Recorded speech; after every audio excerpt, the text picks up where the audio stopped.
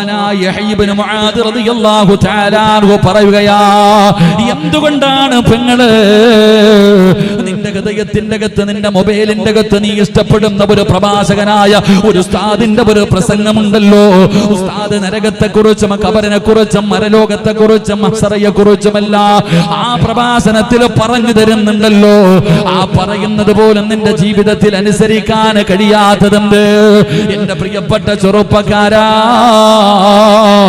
എന്തേ മോനെ നന്നാകാൻ പറ്റാത്തത്, എന്തേ നന്നാകണമെന്ന് തോന്നാത്തത്?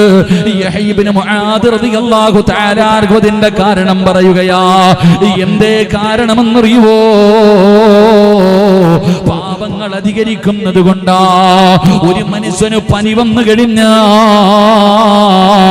പടച്ചവനെ ഭക്ഷണത്തിന്റെ ടേസ്റ്റ് അങ്ങ് പോവുകയാണ്.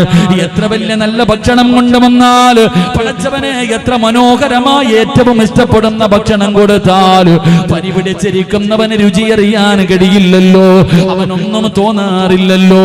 ഇതുപോലെയാണ് യഹ്യ ഇബ്നു മുആദ് റളിയല്ലാഹു തആല അൻഹു പറയുകയാ, അതാ ഒരു മനുഷ്യന് പാപങ്ങൾ അധികമായി ചെയ്തു കഴിഞ്ഞാൽ ഈമാനിന്റെ രസമങ്ങ് നഷ്ടപ്പെടുകയാണ്, ഈമാനിന്റെ മാധുര്യം അവിടെ നിന്ന് നഷ്ടപ്പെട്ടു പോവുകയാ.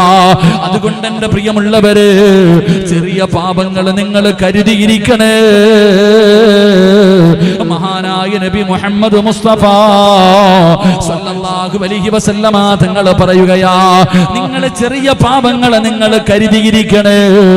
ചെറിയ ചെറിയ പാപങ്ങൾ ചെയ്തിട്ട് നിന്റെ മനസ്സിന്റെ ഉള്ളില് ഒരു കുറ്റബോധം തോന്നിയില്ലെങ്കിൽ അത് പടച്ചവനെ നാശത്തിന്റെ അടയാളമാണെന്ന് ആദരവായ പ്രവാചകൻ നബി മുഹമ്മദ് മുസ്തഫ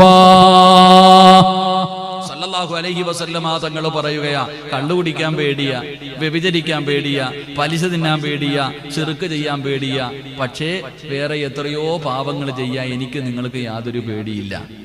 എത്രയോ പാപങ്ങൾ ചോദിച്ചാൽ പറയും അത് ചെറുതല്ല, ഇപ്പൊ അതിന്റെ പേര് നരകത്തിലൊക്കെ പോവും അല്ലേ?